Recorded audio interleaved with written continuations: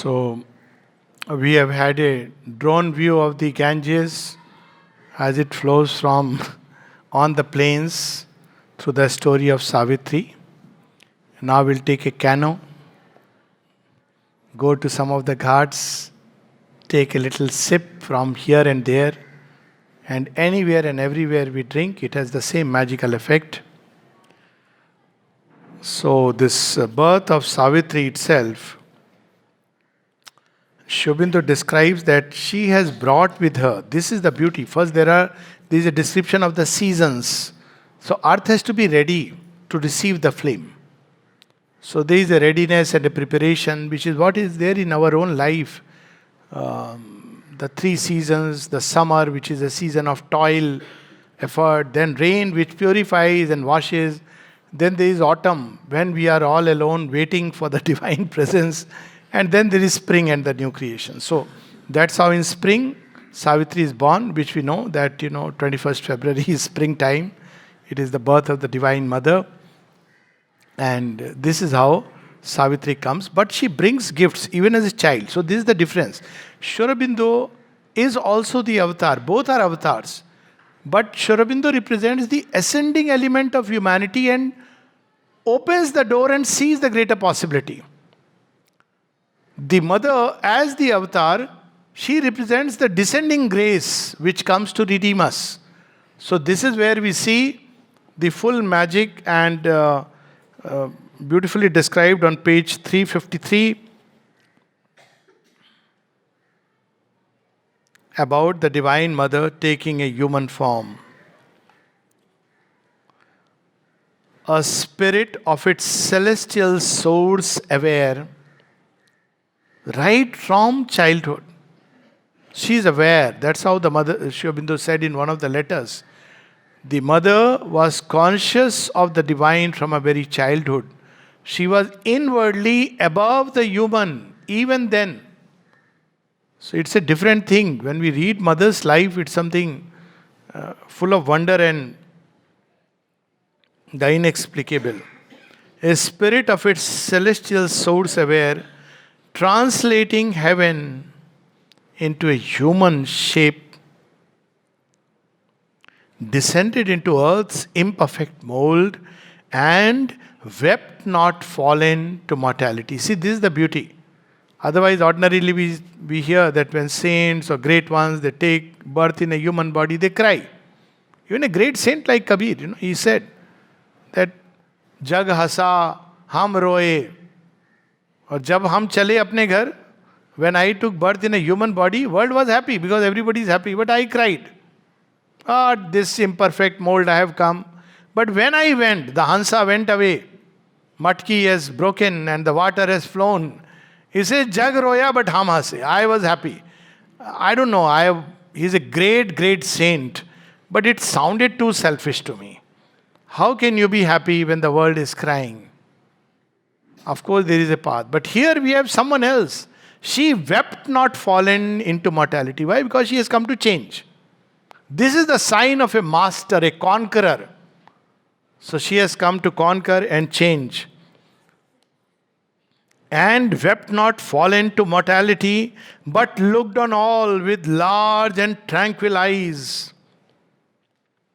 One had returned from the transcendent plains and bore anew the load of mortal breath.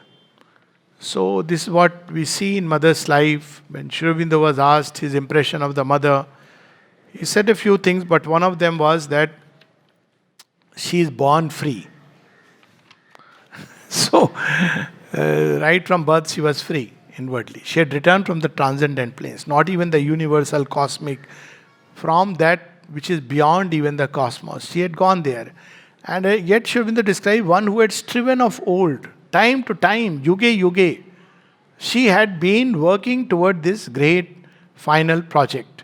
And if Savitri is one of her part incarnations in far back times, the mother in this human body is her full incarnation for the purposes of consummating what has been initiated long back.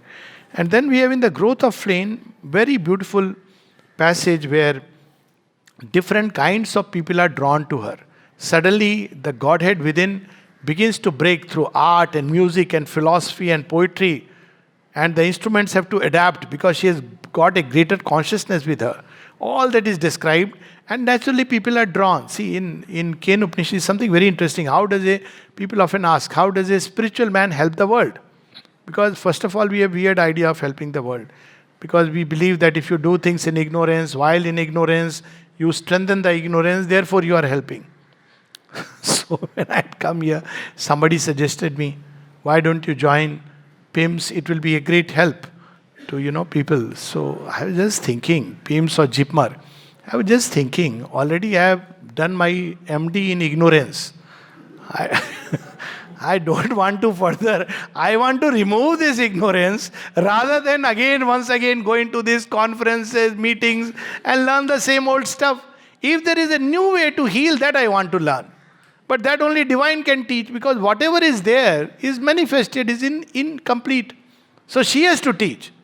And that's how it should be. So, but she first decided to teach me literature and poetry, then healing. But that's a different thing altogether. They both go together. So there is a description of how people were drawn to her. So in Ken Upanishad, there is the description of how a person who is realized, how does he help? So they say at the end what he becomes rasa. He is full of rasa. And Aurobindo takes this sloka and explains toward the end. He says such a person becomes so full of sweetness that very naturally honeybees are drawn to him. This is what Sri Ramakrishna also said. They receive some kind of a wisdom, some kind of a love, sweetness, strength in the very presence of someone who has realized the divine. He doesn't have to do anything specific. As the mother says, someone who has realized the divine, his very presence upon earth, it strengthens the souls. Like we have in the Mahabharata story, when Yudhishthir goes to hell, he doesn't go to hell, he goes to heaven. But via hell, he has to spend 2 minutes in hell. Why? Because he said, Ashwathama hato hata naro va kunjaro. For that half a life, he has to spend half a moment in hell. And when he goes, immediately all those fellows, they say, okay sir, your time is up. He said, no, wait. He said, no, you don't need to be in hell.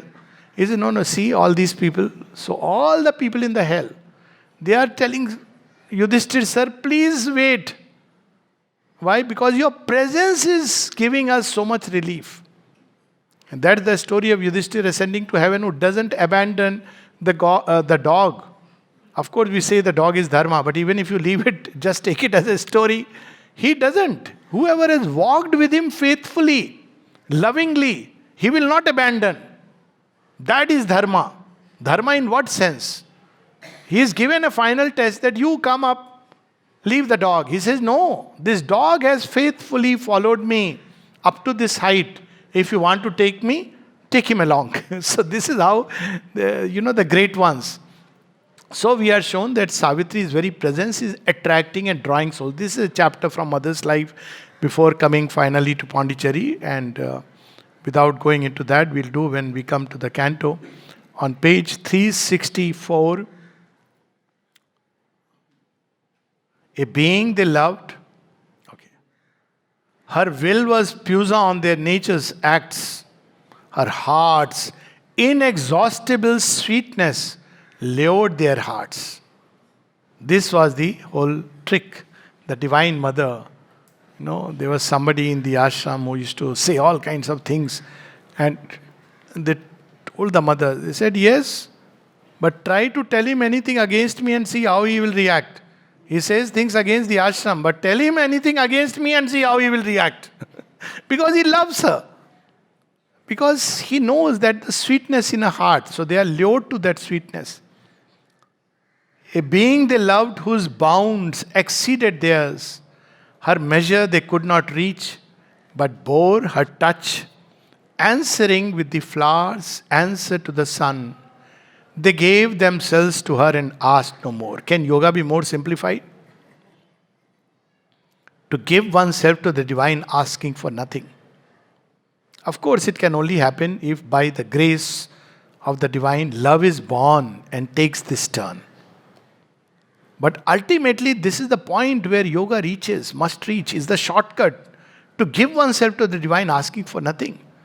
And I often give this example, even a good human being, forget about divine is too beyond, a good human being, if you have given yourself even for a moment, or the person has taken charge of you and accepted, will he ever abandon you? No, he will not. Sri Aurobindo's sentence often is like for me a beacon light. With regard to his physical wife, he says, where I have loved ones, I cease not from loving. When Milani Devi has died, that's what he writes to his father-in-law. Where I have loved ones, I cease not from loving.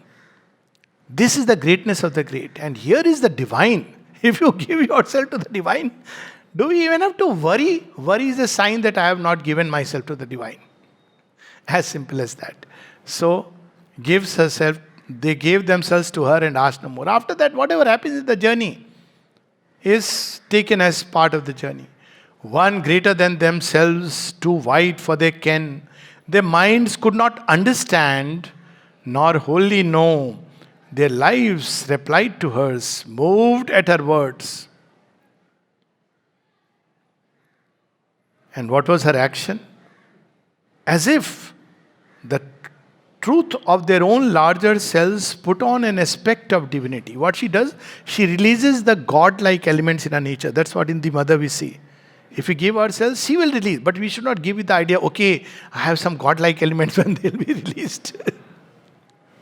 We should be content with whatever she gives or doesn't give or takes away. That itself is a big burden off. But she releases the godlike element. So as if their own truth put on an aspect of divinity. And then what she does? To exalt them to a pitch beyond their earths. She does it for us. This is the great secret. When Sri Aurobindo was asked about this yoga, he said to psychically open to the mother. This is the great secret. And if one can do it, see, yoga made easy. Only can't have a crash course. You can't get this state by giving so many dollars and 14-day crash course in self-giving. If it happens in a moment. If it doesn't happen, a lifetime is less. So, they felt a larger future made their walk. She held their hands. She chose for them their paths. Wherever, whichever direction. Jo tum chuno vahi patho. Whatever you choose for me. Life or death, sorrow or joy. I don't want to make choices anymore. I should choose what you want for me. That should be my choice. Faith drew them and the joy to feel themselves hers. Only two things are required. Faith and just the joy. Whom do we belong to? Oh, my lineage. I come from Bahadur Shah Zafar's great family. The fellow died with a begging bowl. I was seeing somebody, I am the descendant of the great Bahadur Shah Zafar. Fellow is living in a slum house. And what difference does it make? But to belong to the divine, that's an exceptional privilege. Just imagine if we can say, if somebody asks our identity, who are you? Mother's child. Do we need to say anything more? So to belong to her, and it's a joy. It's not something which has to be mentally, mechanically, intellectually, with a belief you can say. This is what she does. And then what she does? She held her hands. Faith drew them and the joy to feel themselves hers. They lived in her. They saw the world with her eyes. Then she makes us see life as she sees it. Then we discover the divinity in Sri Aurobindo because she saw it. He whom we saw yesterday is here upon earth. She makes us see who she is. She makes us see the world not as our mortal eyes sees it, but as the eyes of God sees it. So this is the yoga in shorter yoga. Yoga compressed in just 7-8 lines. But there were all kinds of people, okay? Some turned to her against their nature's bent, divided between wonder and revolt. That kind of humanity is also there. Highly intellectualized. Is she not? They say she is the divine, but I don't know. Maybe not. So there is a group of humanity. Wonder, but also the revolt. She accepts them also. Drawn by her charm and mastered by her will, possessed by her striving to possess. Impatient subjects, their tied longing heart. They want to possess her, they cannot. Her striving to possess. But she has possessed them. She has started making them dance. So, Sabahi Nachawat Ram Gusai. But the monkey does not. Not every monkey will become Hanuman. But still, the Madari is the divine who is making them dance. Impatient subjects, their tied longing hearts, hugging the bonds close of which they most complain. Oof, why she has caught me? I wish I could lead a different normal life, okay. And then, if the divine mother says, okay, fine, go. No, I didn't mean it that way. So, this is a beautiful description. Murmured at a yoke, they would have wept to lose. So, we have this wonderful description. And then the call to the quest, which I read a little bit, but here I'll read. There is a beautiful passage which describes how to receive the mantra. So, Savitri is the mantra. Everything is here. How to read Savitri. So, here is the description, mantra. So, Savitri is the mantra of transformation. So, there is the background. It doesn't matter whether we know the background or not. But the background is Ashwapati has heard the Akashvani. On the first day, I think we were speaking about it. And then Savitri walks in when he heard the Akashvani that gods are still too few in mortal forms. And then, as an answer from the gods, walked Savitri. That no, hold on. Don't declare so soon. She comes a goddess, the goddess in a mortal frame. And on page 375, we have this mantra as when the mantra sings in yoga's ear, not yogi's ear. Yoga's, one who is yognist, in yoga's ear. Its message enters, stirring the blind brain, and keeps in the dim ignorant cells its sound. The hearer understands a form of words, and musing on the index thought it holds, he strives to read it with the laboring mind, but finds bright hints, not the embodied truth. So real. Cannot find what it is, but hint here and there. So what happens then? Then, falling silent in himself to know. After some time he says, keep the dictionary away. It is not helping. Because you can't match those words. In nature's instrument, loiter, secret God. Now read the meaning of the word loiter. And say, why is God loitering in nature's instrument? It doesn't look nice. He can't be a loiterer. No, he is the only loiterer who is loitering everywhere. Suddenly he will spring a surprise in the most unexpected places in a bazaar. When you have gone to buy an ice cream, you expect him to be seated grave in a hermitage and call him. Suddenly he will seize upon you in the battlefield. He loiters everywhere. So in nature's instrument. So he describes, but finds bright hints. Then, falling silent in himself to know, he meets the deeper listening of his soul. Soul is the hearer. Soul drinks and grows. This is food for the soul. The word repeats itself in rhythmic strains. The rhythm develops. We don't have to worry. Read and the rhythm. Mara ulta naam japa jag jana. Valmiki bhai brahma samana. When we read, after some time, the rhythm comes from within.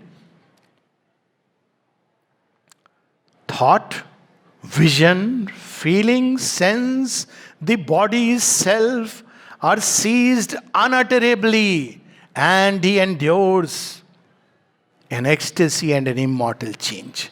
The sign that we are understanding Sri Aurobindo paradoxically is that it begins to give joy. It doesn't matter. Understanding, who can understand Sri Aurobindo? Who can understand the divine? But the joy begins to come. First sign. And then what happens? He feels a wideness and becomes a power. This Savitri sadhana and its results. All knowledge rushes on him like a sea. All the doors are opened from every side. So knowledge begins to rush and pour in cascades, currents and mighty waves and tsunamis and floods. It rushes on such a person, transmuted by the white spiritual ray. He walks in naked heavens of joy and calm. Joy and calm become his spontaneous state. Naked heavens, not adulterated, not clothed in this or that conditions. Sees the God face and hears transcendent speech. It can give you darshan and shravan. The vision of the divine, sees the God face and he hears transcendent speech. This is the power of the mantra. This is what is there embodied in Savitri. So Savitri hears, then she goes on the quest where she meets all kinds of yogis, sannyasis, aghoris, seers, rishi, muni, everybody. And she says, okay, good. But she says, this is not what I am looking for. I want a more regular guy. Not somebody who is already posing as a realized. No, she wants somebody like us. Such a hope. So then we have Book of Love. Beautiful, the destined meeting place. Just 2 lines here. Several places it's mentioned. And nothing happens in the cosmic play but at its time and in its foreseen place. So she has reached, and then there is the description of Satyavan. It's a marvel. Who is Satyavan? She looks upon him. That glance is described over several pages. Just that one brief moment, even as master poetry. When she sees Satyavan, how does he appear to her? As if a weapon of the living light, erect and lofty like a spear of God. His figure led the splendor of the morn, noble and clear as the broad, peaceful heavens. A tablet of young wisdom was his brow. The joy of life was on his open face. His look was a wide daybreak of the gods. His head was a youthful rishi's, touched with light, and his body was a lover's and a king's. It's not just, we are not supposed to become just like another rishi who is withdrawn from life in every sphere of life. So Satyavan is introduced to us, and then we have beautiful description about love. We can read a few lines, magical. On the dumb bosom of this oblivious globe, page 397. Although as unknown beings we seem to meet, 397. Our lives are not aliens nor as strangers join, moved to each other by a causeless force. And then something very beautiful. To live, to love are sign of, to live, to love are signs of infinite things. In synthesis, Aurobindo says that love, when it becomes adoration, even in a human being where there is, the path is not really that, still it can touch those heights of glory. That's why we have the conception of Sati. Mandodari loved whom? She loved Ravan, but fully steadfast with dharma. So she is among the Panchkanyas. Can we just imagine? What conceptions? Tara. She had Bali, originally Sugriv, then Bali, then Sugriv. But we see that, she is regarded as among the 5 sacred names. Love has this power. So he says, to live, to love are signs of infinite things. Love is a glory from eternity's spheres, abased, disfigured, mocked by baser mites that steal his name and shape and ecstasy. He is still the Godhead by which all can change. That's why the mother would say, if love comes in your life, never throw it away. But learn to love without expectations in the true way. If you do that, you will touch the core of divine love. If you throw it away, you will close off your heart. And she says, who knows for how many lives? These are her words. But you have to learn to love truly. If you don't do that, then it's a wasted opportunity. Then Satyavan and Savitri, their marriage, the marriage of the eternal Lord and his spouse takes place, beautifully described, what was known as Gandhar Vivah. So, sun is the witness. Quickly, page 411.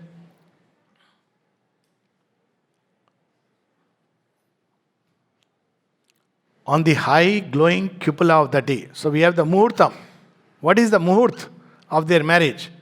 On the high glowing cupola of the day, fate tied a knot with morning's halo threads. So you have to tie the knot. There is no appa, there is no mama, nobody. So fate ties a knot. How does it tie? Morning's halo threads. This is masterly, like this is poetry lifted to what heights and sublimities. While by the ministry of an auspice hour, now somebody has to perform the ministry, the priest. So who becomes the priest? Time. That auspice hour, ministry. Heart bound before the sun, their marriage fire. Heart bound to heart. Fire, sun becomes the fire. The wedding of the eternal Lord and spouse took place again on earth in human forms. See, even in Ramayana, Savitri, Janaki has already chosen Rama. That's why she prays to goddess Parvati. Man jahi racho milahi sovar sundar savaro. So she prays that I have, seen him. And then the flower drops into her lap and she knows, yes, he is going to marry me. Though there is an impossible condition, Dhanush. But when the Divine Mother is blessed, so that's how it is. In new act of the drama of the world, the united two began a greater age, and beautiful loves twain had joined together and grew one. In the future, marriages will not be a legal document. They will not be an institution, social institution, which has turned into falsehood. They will be an act of love. Love should be the basis of marriage and nothing else. And if love is there, it's sufficient unto itself. Of course, that love is not what we call love. Not like, Shelley says, I cannot give you what men call love. True. It's not that love. Give me, praise me. If you do that, then you love me. And then there is a take and give. That is not love. So love is that act of self-giving and sacrifice born out of the flames from the depth of the heart. So then we have the book of fate, where we see the word of fate. I've already spoken about it. Just a little dip. Savitri is very powerful speech that comes at the end. This was the noble type of humanity which in ancient India we find, and it will once again come much more nobler than what we have ever lived earlier, because it's a new super humanity of the future. Savitri is asked to change the choice. But look at Savitri. But Savitri replied with steadfast eyes, my will is part of the eternal will. My fate is what my spirit's strength can make. My strength is not the Titan's, it is God's. I have discovered my glad reality beyond my body in another's being. This is the secret of who is the Mr. Prince Charming, if you may call it. It is some aspect of yourself which you see reflected. That's how the complementary beings concept comes, but not now. I have found the deep, unchanging soul of love. And then she says, this is first, last joy, and to its throb, the riches of 1,000 fortunate years are poverty. Nothing to me are death and grief, or ordinary lives and happy days. And what to me are common souls of men, or eyes and lips that are not Satyavans. How powerful the heroine of Savitri, of Savitri is, or Savitri is. These are the words which only one who has realized the divine insight can speak. And here she is not yet. This is the kind of humanity, the stuff of which greatness is made. So she has discovered that glad reality in others' being, and she says, I have chosen. And then we have the way of fate and the problem of pain and all the nutty questions which Narad answers. But at the end, he says, fate is truth working out in ignorance. O king, thy fate is a transaction done at every hour between nature and thy soul, with God for its foreseeing arbiter. It's an inner transaction. It's not something outer. Man sees the outer act. He does not see what's happening inside. But God sees the motives. Man sees the actions. This is the difference. And this is the difference between Indian thought and another. In Indian thought, and that is how Indian jurisprudence earlier, Nyaya, is based on the inner motive and not the external act. So, fate is a balance drawn in destiny's book. Man can accept his fate. He can refuse. Even if the one maintains the unseen decree. This is page 458. Even if the one maintains the unseen decree, he writes thy refusal in thy credit page. For doom is not a close, a mystic seal. So even if things seem impossible, yet must be, we fight is not like revolt and fight. Fight against what we think is for dharma, stand by, it doesn't matter. And as I said, dharma is a very wide connotation. It doesn't matter. It may not be granted. Success and failure are nothing. Victory and defeat mean nothing to the ancient type of humanity and to the future that is going to come. That's what Shri Krishna tells Arjun. What are you trying to do? My grandfather, my teacher, fight the great battle. Doesn't matter. Either conquer mightily or fall nobly.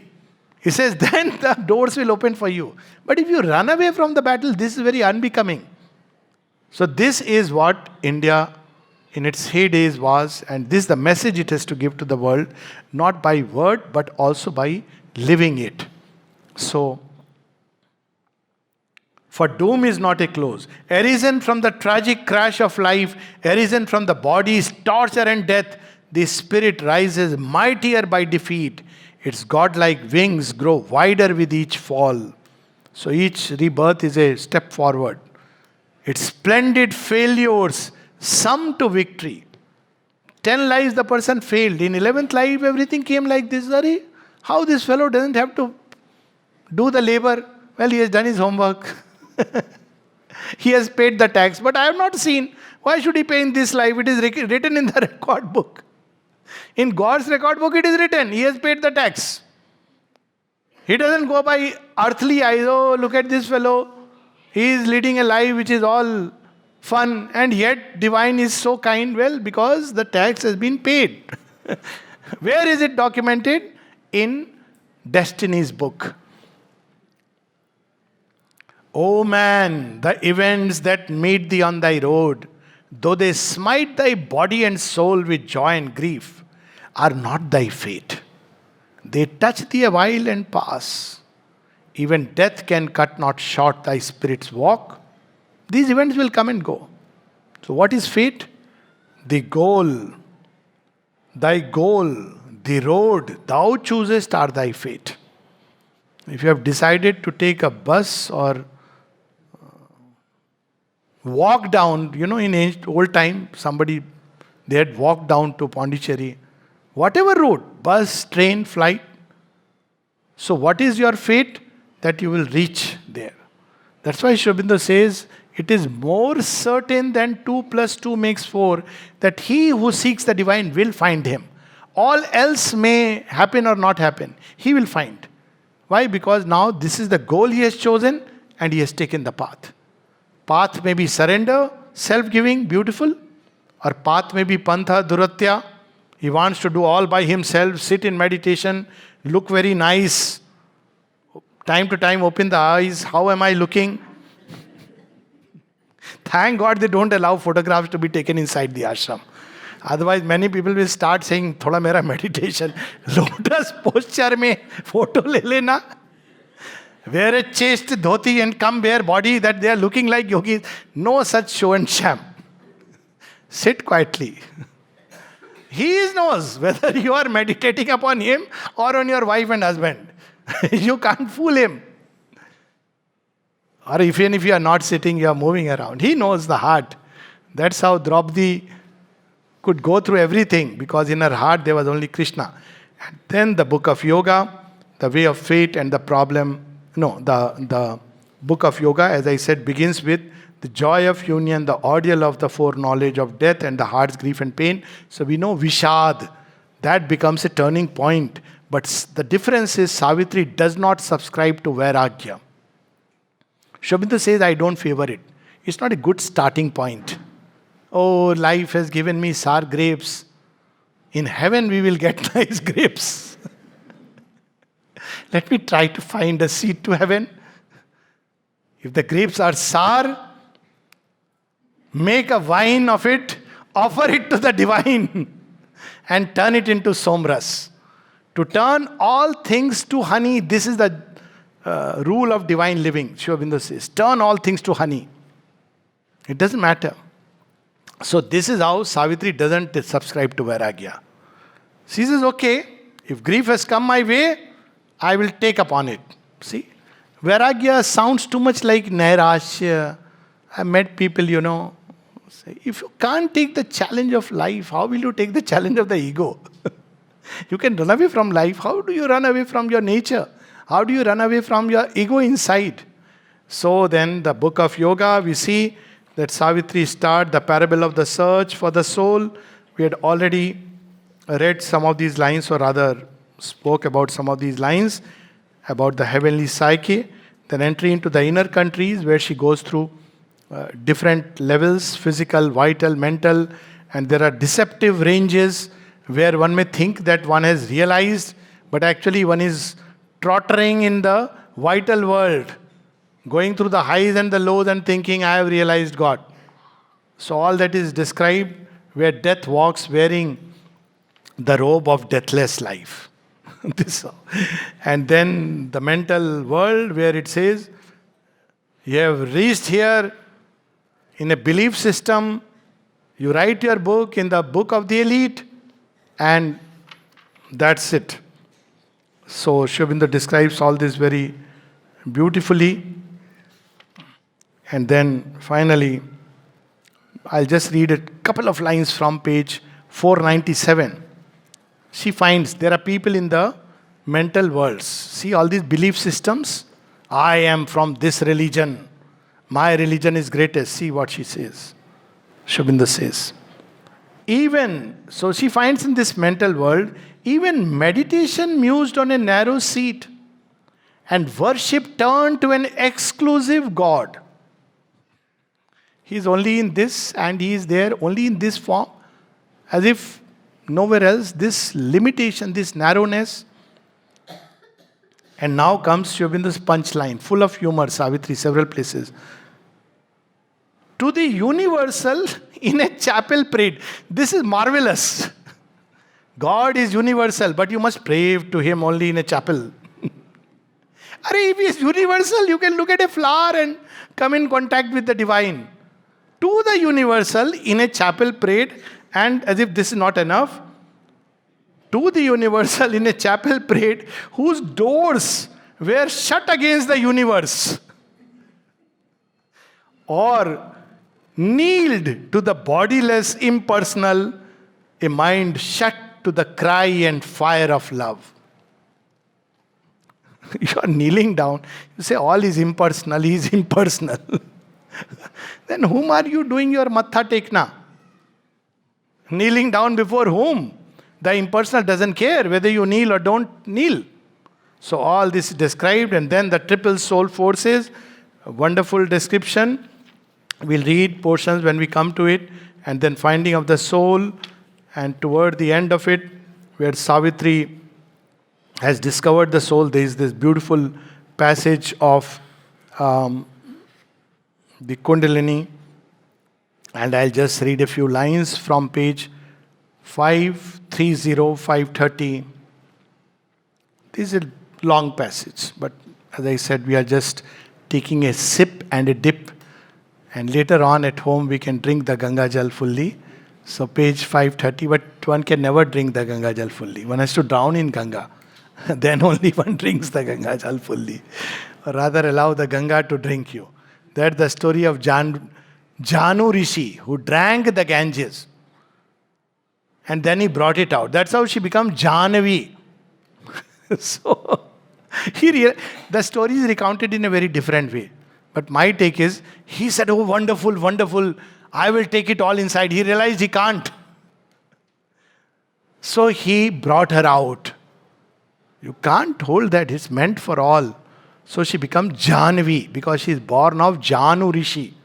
So it's a very interesting story, though its meaning is given differently than what I have understood. So there is the description.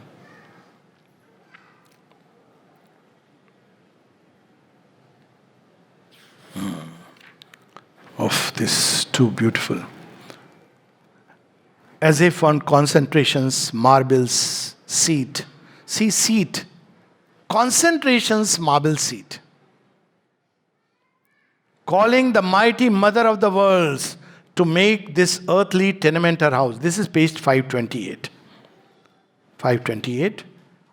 A living image of the original light, a face, a form came down into her heart and made of it its temple and pure abode. And then toward the end in this page, on this page 528, Aurobindo writes, an image sat of the original power, wearing the mighty mother's form and face. The Kundalini Shakti, the power in Kundalini is the mother's. One line reply of Aurobindo when somebody asked him. This is the Mahakund, Kundalini. So it has coiled itself and lies at the base of spine. That's how it is, Kundalini. So it is entered and is coiled up, compressed, zip file. Sorry. It's okay. That's how the modern image is, zip file format. Manifold. Now look at this. Armed, bearer of the weapon and the sign, whose occult might no magic can imitate. Manifold yet one she sat, a guardian force, a savior gesture stressed her lifted arm, and symbol of some native cosmic strength. A sacred beast lay prone below her feet. A silent, flame-eyed mass of living force. What a description this is. Much better than seeing all those, Durga Puja pandals with all the Mahisasur dancing next door in Pani Puri, Golgappa, God knows what. Bollywood songs. Here is the original Durga Darshan. And as I said, toward the end, she says that what happens when she takes charge, a light comes down into the ignorance, its heavy, painful knot loosens its grasp. The mind becomes a mastered instrument and life a hue and figure of the soul. We are no more mastered by the restless mind, but the mind becomes an instrument of the divine. All happily grows towards knowledge and towards bliss. A divine puissance then takes nature's place and pushes the movements of a body and mind. Now I love these lines. Possessor of her passionate hopes and dreams, the beloved depot of her thoughts and acts. The depot is here, D-E-S-P-O-T. As far as I know, it is silent. She streams into us with her unbound force, into mortal limbs, the immortals, rapture and power. She enters, descends and transforms.